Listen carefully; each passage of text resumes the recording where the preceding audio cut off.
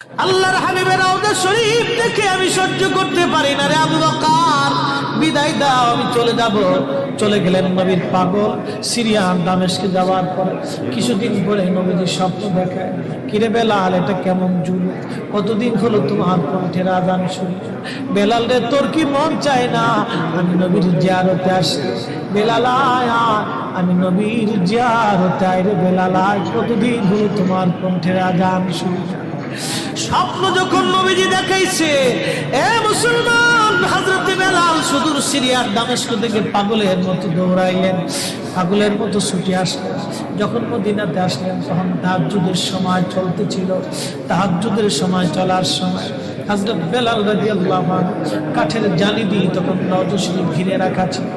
ওই জালির পাশে বসে বসে, জালির সামনে মাথা ঠেকাইয়া নবীর পাগল বসে বসে গুনগুন করে কাঁদে আর বলে, হুজুর, আপনি আসতে বলেছিলেন, গোলাম এসে হাজির হয়েছে। নবী গো, আযান দিতে বলেছেন, আমি আযান দিলে আপনি আগে নামাজে আসতেন, এখন আযান দিলে কি নবী আপনি নামাজে আসবেন?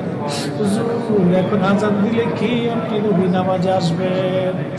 নতুন মুয়াজ্জিন আসছে আযান দেওয়ার জন্য।